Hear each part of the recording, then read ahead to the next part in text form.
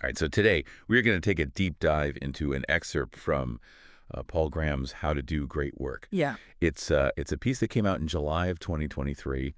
I think it's something that's really going to resonate with a lot of our listeners. Thinking about how to make their work really have impact. Absolutely. I mean, this is one of those pieces you kind of return to again and again. Yeah. And, one of the things that strikes me about this is that he kind of transcends the usual advice for specific careers. This isn't just for artists or entrepreneurs or whatever. It's for like anybody who wants their work to kind of, stand the test of time, resonate. Yeah, it's like he's almost cracked the code. Right. Yeah. On how to have impact. And so he starts by tackling the first hurdle, which is like, what should we even be working on? Right. Yeah, he doesn't sugarcoat it either. Yeah. He's like, this is hard, He talks about aligning your work with kind of your natural ability and your really deep interests. But it's more nuanced than just follow your passion. Right. Yeah. Like we hear follow your passion all the time. Yeah. But it's like, how do you even know? Yeah. Right. Like, especially when you're younger, there's just this feeling of like, I got to figure it out now. Yeah, and that's where his advice on guessing comes in, I think. Yeah. He acknowledges the limitations of traditional education. Yeah. He's like, look, it doesn't always equip us to kind of discover our true callings. Right. So, guess. Yeah. Experiment.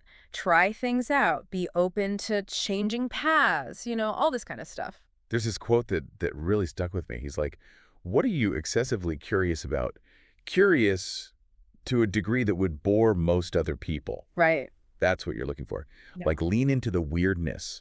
Yeah, exactly. And that weirdness, that excessive curiosity, it's like that's what leads you to stay upwind, right? This concept of staying upwind, which is all about following kind of like the most interesting path, even when it's, a little unpredictable.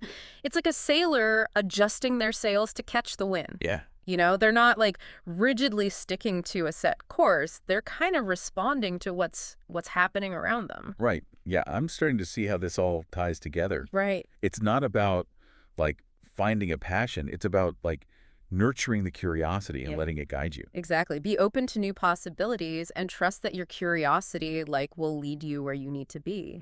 Yeah. So he also had some pretty bold advice about not shying away from outlier ideas. Right. Yeah. Like, what if the things you're interested in aren't what everyone else is talking about? Well, he kind of encourages that, right? Yeah. He's like, look, if you're genuinely excited about something and you're kind of, have the knowledge to kind of back up that conviction, that might be a sign that you're onto something truly groundbreaking, right? Yeah. So it's not just about being different for the sake of being different. It's about like having that deep understanding of why it matters. Yeah. Exactly. And he cautions us, obviously against unfounded speculation. Yeah.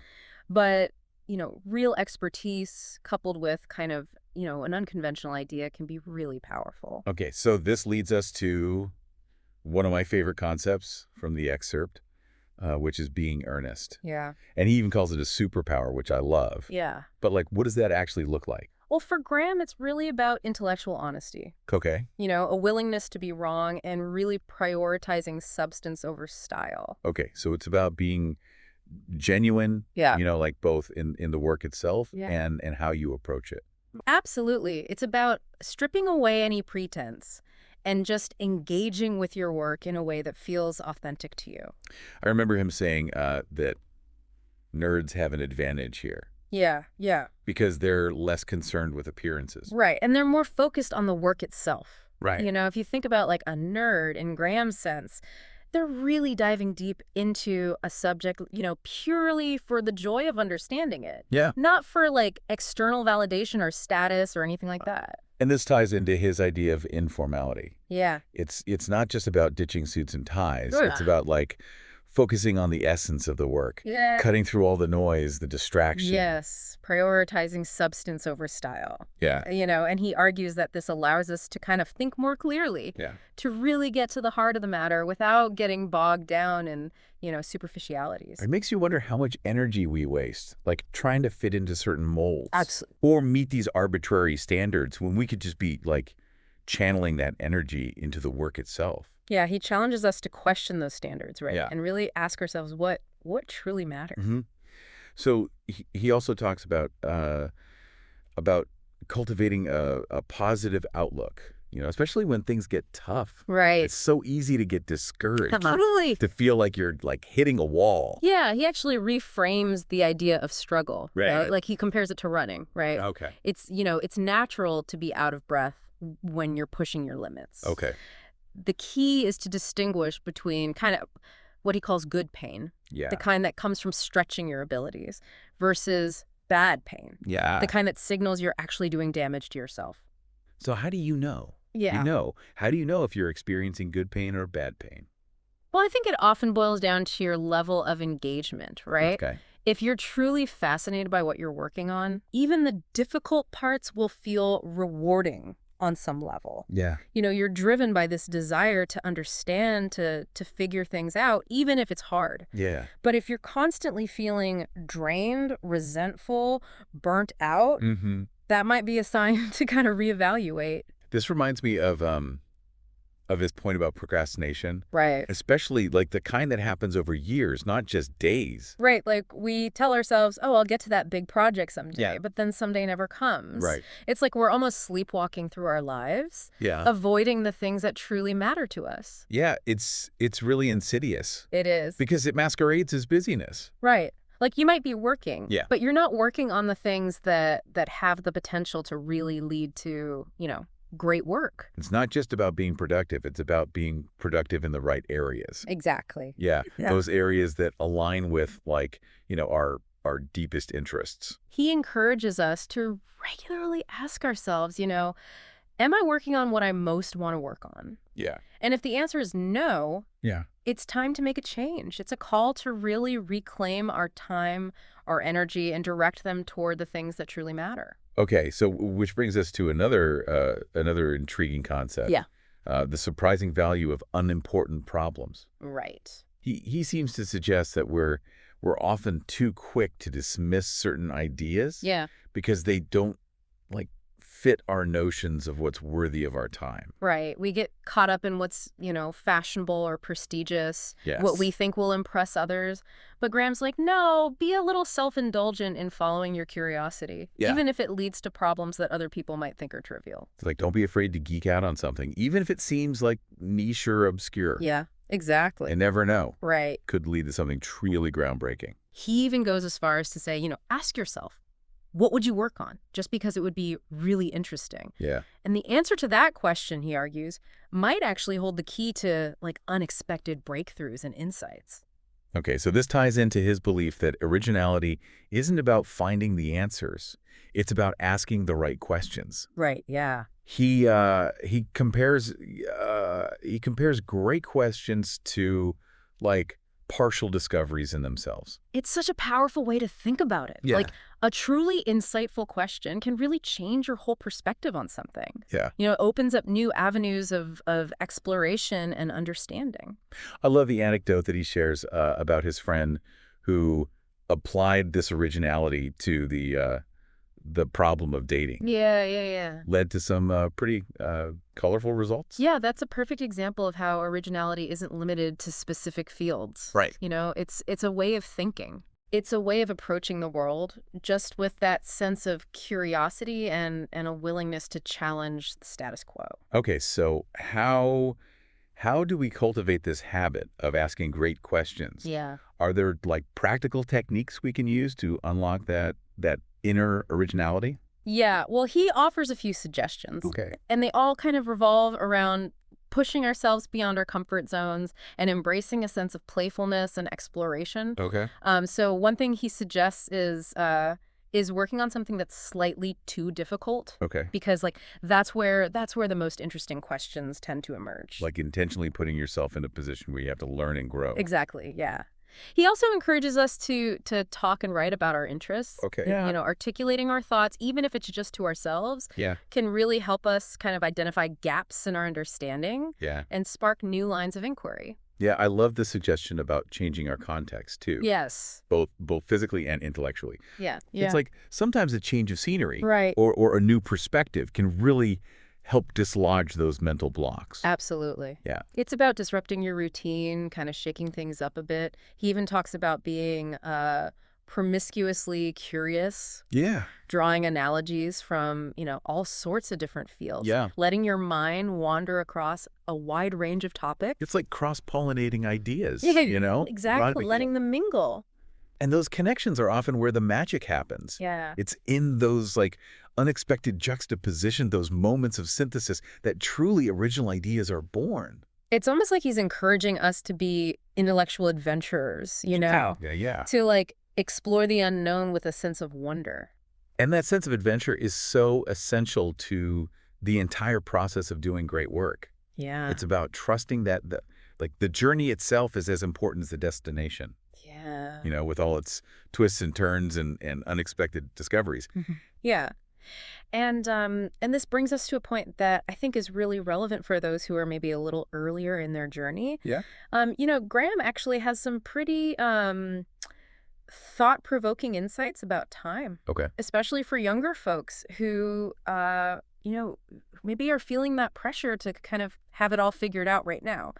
Yeah, it's so overwhelming, like when you look at all the things you want to accomplish Right. and you feel like time is just like slipping away. Ugh. I mean, I remember, being in my early 20s, feeling that way, like, gotta make every second count. Totally. But Graham actually kind of flips that script. He talks about how young people actually possess this like lavish amount of time. Yeah. Something that, they often don't really appreciate until much later. It's like, No. they have this incredible resource, Yeah. but they haven't quite learned to like utilize it fully yet. Okay, so instead of feeling pressured by time, Yeah. they should be embracing it Yes. as it's like an opportunity for exploration.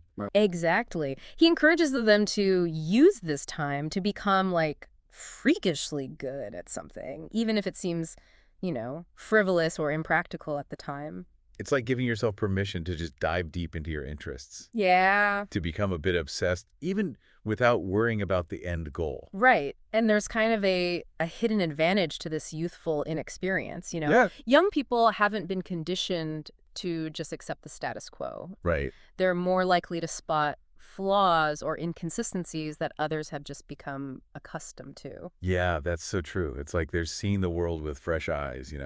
Exactly. He encourages us, like regardless of age, to really pay attention to those initial misgiving or questions that we have about a topic, Yeah. because they might hold the seeds of new discoveries. So even if an idea seems kind of far-fetched Right. or like goes against conventional wisdom, it's worth exploring. It is. It's about trusting your intuition, that gut feeling that something isn't quite right. Yeah. Even if you can't like articulate it fully. Yeah.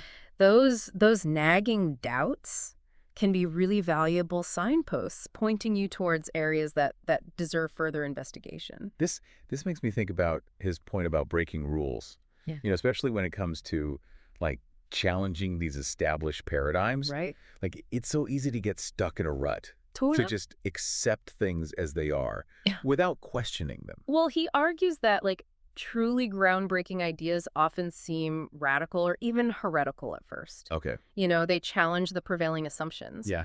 And they force us to kind of re-examine our fundamental beliefs about things. Mm-hmm. So, he encourages us to cultivate like a certain degree of what he calls independent-mindedness. Okay. A willingness to kind of think for ourselves. And he makes a distinction, which I think is really interesting, between being aggressively independent-minded, like those people who kind of relish breaking the rules, Yeah. versus being like passively independent-minded. Got it. Those who are just kind of indifferent to them. It's interesting how both those approaches can lead to progress. Exactly. Yeah. It highlights the kind of the diverse pathways to innovation, right? Yeah. Like some are driven by a very kind of rebellious spirit, Yeah. while others are simply like unconstrained by convention, but both can contribute to, the advancement of knowledge and understanding. But he does acknowledge the role of luck, Yeah. in making those significant discoveries. Like it's not all about hard work and determination. Right. Sometimes, Yeah. you just need to be in the right place at the right time. True, but he argues that we can actually kind of increase our chances of encountering luck by simply being more curious, Yeah. by exploring a wider range of ideas and experiences. It's like casting a wider net, right? Yeah. The more we expose ourselves to different perspectives, the more likely we are to stumble upon something that's truly novel and insightful. This brings us back to his advice about working on a variety of projects. Yeah. Even if they seem unrelated at Yeah. first, you never know Right. where those unexpected connections might lead. He offers a few kind of practical pieces of advice for generating original ideas, like, working on something slightly too difficult, Yeah. talking and writing about your interests, Right. changing your context, Sure. and embracing analogies from diverse fields. I love that last one. It's like looking for patterns and connections across different domains. Yeah. Letting those insights inform your work. Like Yeah. he's encouraging us to become intellectual magpies, Exactly. collecting these shiny bits of knowledge from wherever we find them. And then weaving those bits together into something, new and beautiful. So he also emphasizes the importance of making successive versions, Yes. especially when creating something for others. He advocates for getting an initial version out there quickly Yeah. and then refining it based on feedback. It's a really powerful approach to innovation. Yeah. Instead of striving for like perfection from the outset, Right. you embrace an iterative process, allowing your creation to kind of evolve organically in response to real-world input. It's like taking the pressure off of yourself to get it right on the first try. Right. You allow yourself to experiment, to make mistakes, to learn as you go. Yeah. He also highlights the value of starting small. Yeah. Sometimes those initial like toy projects Yeah. can actually blossom into something much bigger and more impactful Yeah. than we initially imagined. It's a reminder that great things often start from these like humble beginnings, Right. that spark of an idea, Yeah, that initial experiment. That simple prototype, those are often the seeds of something truly extraordinary. So he also encourages us to take risks, Yes. especially when we're young, we have more time to kind of recover from those setbacks. Right. It's about embracing failure as a natural part of the learning process. It's about shifting our mindset from seeing failure as like a sign of inadequacy Yeah. to seeing it as this like valuable feedback mechanism. He's advocating for like a growth mindset, right? Yeah. A belief that our abilities can be developed through dedication and hard work. And this ties into his emphasis on effort, right? So while talent and luck, definitely play a role, Yeah. ultimately it's our consistent effort that makes the difference. Right. He has this great line, people who do great things don't get a lot done every day. They get something done rather than nothing. Yeah. It's such a powerful reminder that consistency is key. It's not about those like heroic bursts of activity. It's about building those sustainable habits. Yeah. Yeah. Showing up day after day and putting in the work, even when it's difficult or maybe even unrewarding. Absolutely. It's about trusting that those small, consistent efforts will compound over time and lead to significant results. He also highlights the role of audience in doing great work. Okay. He argues that, it doesn't need to be large, Yeah. but it does need to be genuine. So it's not about seeking fame or fortune. It's about finding like a community of people who really resonate with your work. Exactly. Yeah. A small but dedicated audience can really provide kind of the encouragement and support that we need to keep going, especially when we're, doubting ourselves or feeling discouraged. Yeah. It's a reminder that we don't need to seek like validation from the masses. Right. Sometimes the most meaningful feedback comes from that small circle of people who truly get it. Exactly. Yeah. That's a really comforting thought, It is. especially for those of us who are just starting out or, maybe working these niche fields. Right. It's about finding your tribe, Yeah. those people who understand and appreciate your unique perspective. And he cautions against letting kind of intermediaries come between you and your audience. Okay. He really advocates for finding ways to connect directly with those who engage with your work. So cutting out the middleman, so to speak. Exactly. It's Yeah. about building authentic relationships. Yeah. Fostering a sense of community around your creations. It's like creating a space where people can come together and share their thoughts, their ideas, their experiences. Yes. It's about building something bigger than yourself. Right. Something that really connects people and fosters a sense of shared purpose. He also talks about the importance of finding colleagues. Yeah. Who inspire you, who challenge you, who really help you kind of elevate your work. Yeah. And become, a better version of This yourself. is so crucial, especially in creative fields. It is. Surrounding yourself with people who push you to think differently, to see things from new perspectives. Yeah, he emphasizes that, quality is more important than quantity when it comes to colleagues. It's better to have a few truly exceptional collaborators Yeah. than a large network of mediocre ones. It's like that old adage, you're the average of the 5 people you spend the most time with. Yeah, exactly. Choose wisely. He even offers like this fascinating metric for determining whether you have like sufficiently good colleagues. Okay. They offer surprising So they insights. they challenge your assumptions. Yeah. They point out things you hadn't considered. Yeah. They make you go, huh, I never thought of it that way before. Exactly. They push you to think outside the box, Yeah. to stretch your intellectual muscles, Yeah. to see the world in new and unexpected ways. It's like having a built-in brainstorming team, Right. a group of people who are constantly pushing you to be your best. Yeah, and that brings us to his kind of final point, which I think ties everything together beautifully. Right. It's about nurturing your morale. Okay. And he argues that, this is really the foundation. Yeah. For everything that we do. Yeah. Especially when working on ambitious projects. It's so easy to get caught up in the grind, to lose sight of the bigger picture, Right. to forget why we even started doing this in the first place. He reminds us that doing great work should ultimately be like a source of joy, Yeah. not just a means to an end. It's about finding that sweet spot where our talents and our interests and our efforts kind of converge, Yeah. Creating something that's truly meaningful and impactful. And he gets into the nitty-gritty of like, taking care of ourselves. Yeah. Like exercising, eating well, avoiding harmful substances. Yeah. All the things that support kind of our physical and mental well-being.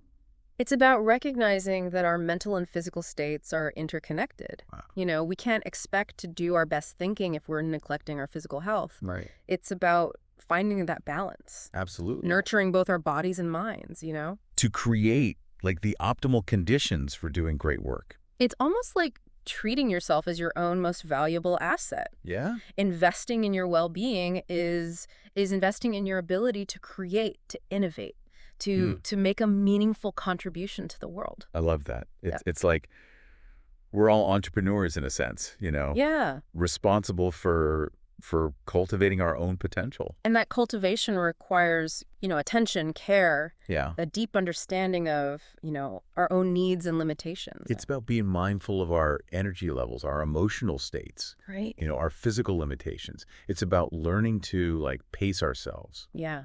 To rest when we need to rest, to recharge when we need to recharge. It's about creating like a sustainable rhythm for our lives. Yeah. One that allows us to do our best work without burning ourselves out. Absolutely.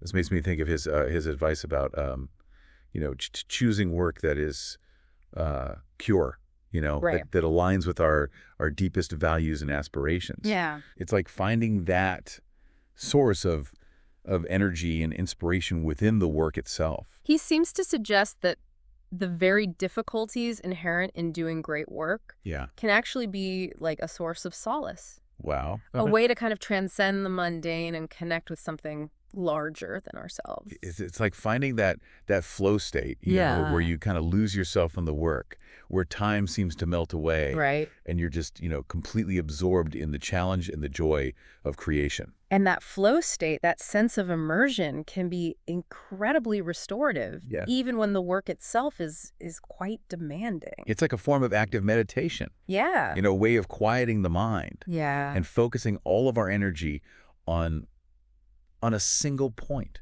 He also talks about the dangers of getting too caught up in competition. Okay. Especially kind of when it comes to choosing what to work on. Right. It's easy to fall into that trap of comparing ourselves to others, Yeah. of chasing trends, of trying to kind of win some imaginary race. So he's saying like resist that temptation. He is. He encourages us to stay true to our own internal compass, Yeah. to pursue the problems and ideas that genuinely fascinate us. Yeah. Rather than just chasing, what's popular or trendy at the moment. It's about tuning out the noise and just focusing on what matters most to us. Exactly. Yeah. Trusting our own instincts, our own unique perspectives, Right. our own weird and wonderful interests. And he encourages us to be kind of wary of the allure of prestige. Okay. Arguing that the true measure of a field's worth is not its current status, but its potential for excellence. So it's not about chasing accolades Right. or like external validation. Yeah. It's about finding that space where our passion and our abilities align. Exactly. And then just pouring ourselves into the work, Yes. regardless of, external recognition. It's about creating something that we can be proud of. Yeah. Something that pushes the boundaries of what's possible. Mhm. Something that makes a real difference in the world. Yeah, and this brings us back to his central message, which is the importance of curiosity. Absolutely. It's the driving force behind all the other qualities he discusses. It is. It's the willingness to explore, the courage to challenge assumptions, the persistence to overcome obstacles, and the humility to admit when we're wrong. It's that insatiable thirst for knowledge, that childlike sense of wonder Yeah. that propels us forward on the path to discovery. It's the spark that ignites our imagination. Yeah. And fuels our creativity. So he describes the entire process of doing great work as a dance with curiosity. I love that. Yeah, right. It captures the sense of like playfulness, exploration, and surrender that's so essential to this whole endeavor. It's a reminder that we're not like in complete control of the outcome, right? Right. We can't force ourselves to have those brilliant insights, Exactly. to make those groundbreaking discoveries. All we can do is kind of cultivate the conditions that make those breakthroughs more likely. Yeah. And then trust the process, Yeah. allowing curiosity to lead the way. Hmm. And he ends by kind of acknowledging, I think, the fear and the modesty that often kind of hold people back from pursuing great work. Yeah. It can feel presumptuous, Yeah. even arrogant to aspire to such heights. It's like there's this voice in our head saying, like, who are you to think that you can do something great? Exactly. But he challenges us to kind of push past those doubts, Yeah. reminding us that we have nothing to lose and everything to gain Yeah. by pursuing our passions with full commitment. Yeah. And even if we quote unquote fail, Yeah. the journey itself will be a source of immense learning and growth. It's about embracing the unknown. Yeah. The possibility of failure Right. and the potential for greatness that exists within each of us. So, dear listener, we leave you with this. What are you genuinely curious about? Yeah. What are those burning questions that keep you up at night? Mm-hmm. Those nagging doubts that whisper of undiscovered possibilities. Yeah. Embrace them. Nurture them. Let them lead you on your own unique path to doing great work. It's almost like he's giving us permission to be audacious, to Yeah. dream big and to pursue those dreams with everything we've got. He's Yeah. reminding us that, like, we all have the potential to make a meaningful contribution to the world, Yeah. regardless of our, background or expertise. It starts with that curiosity, It does. identifying those passions, and then just going for it. Absolutely. But that self-belief can be so hard to come by sometimes, especially when you're starting out, and you face like rejection or setbacks. Right. It's so easy to get discouraged. Well, he actually addresses that directly. He talks about the importance of developing what he calls a personal canon, Okay. a set of kind of heroes and role models. Oh, okay. Who inspire us and give us courage. So it's like surrounding yourself with examples of people who've done great things. Exactly. Who've like faced challenges and overcome them. Right. People who have dared to dream big Yeah. and to pursue those dreams relentlessly. Yeah. And, it's about finding those figures who resonate with us on a personal level. Yeah. Whose stories like ignite our imagination. Yeah. Give us that sense of possibility. It could be artists, scientists, entrepreneurs, activists, Yeah. anyone who embodies those qualities that we admire and aspire to cultivate in ourselves. And it's not just about finding them. Right. It's about like actively engaging with their work. Yes. Studying their lives. He even suggests creating like physical representations of our personal canon. Oh, wow. Like, a bulletin board with pictures and quotes, Yeah. or a playlist of music that evokes the spirit of these individuals. Keeping them close. Letting their presence kind of remind us of what's possible. It's almost like creating a tangible reminder of our own potential. Yeah, like a visual representation Yeah. of the heights that we aspire to reach. He also emphasizes, again, the importance of community Yeah. of finding like-minded individuals Yeah. who share our passions Yeah. and support our endeavors. He talks about the value of finding those colleagues who inspire us, who challenge us, Yeah. and push us to be our best. It's like building that support system. It is. That network of people who believe in us and our work, Yeah. who can offer encouragement when we need it. It's about creating that space where Yeah. we can share ideas, offer feedback, Yeah. learn from each other's experiences. Yeah. It's about fostering that sense of camaraderie, of Yeah. collaboration. I love that sense of shared purpose, Yeah. that feeling of being part of something bigger than yourself. It's so much more rewarding than working in isolation. Yeah. Trying to do everything on your own. And he reminds us that doing great work is a marathon, not a sprint. Oh, yeah. Yeah. It's a journey that requires patience, persistence, and a willingness to embrace, the ups and downs that inevitably come with any kind of creative endeavor. It's like learning to surf. Right. There will be times when you're riding high on the wave, feeling, confident and unstoppable. Yeah. And then there will be times when you get wiped out, Right. And you feel like you're drowning in self-doubt. But the key is to keep paddling. Yeah. To keep getting back on the board, to Yeah. trust that the next wave is coming. It's about developing that resilience. It is. That ability to bounce back from setbacks, to learn from our mistakes, and to just keep moving forward, even when the going gets tough. He also talks about, the importance of taking breaks. Yeah. Allowing ourselves time to rest and recharge. Stepping away from the work to gain fresh perspective. It's so easy to get caught up in the momentum, just push ourselves to the point of exhaustion. Right. But that's not sustainable. It's not. He reminds us that, our creativity is a finite resource. Yeah. We need to replenish it regularly. It's about finding that balance, Yeah. between focused effort Right. and intentional rest.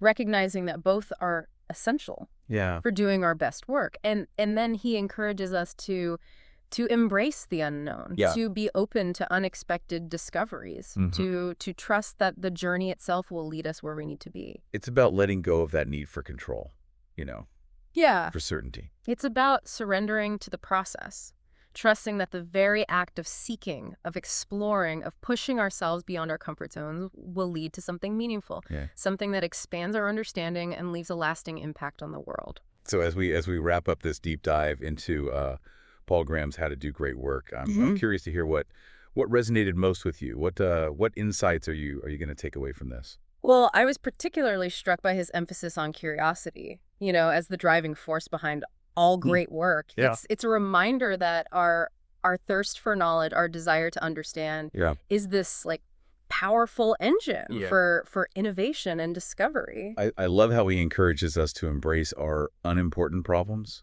Yeah. to dive deep into those seemingly trivial pursuits that just spark our curiosity. Right. Who knows where they might lead? Yeah. They might lead to something extraordinary. And his advice on building a personal canon, a collection of heroes and role models who inspire us, it's a powerful reminder that we're not alone in this journey. Yeah. We're standing on the shoulders of giants. Exactly. So, dear listener, as you go forth to do great work, remember to nurture your curiosity, to seek out inspiring mentors and collaborators, to embrace the unknown, and to trust that the journey itself will lead you to where you need to be. Awesome. Well, huge thank you to you for illuminating this fascinating piece by Paul Graham. We hope this deep dive has sparked your own curiosity and given you some valuable insights for your own journey of doing great work.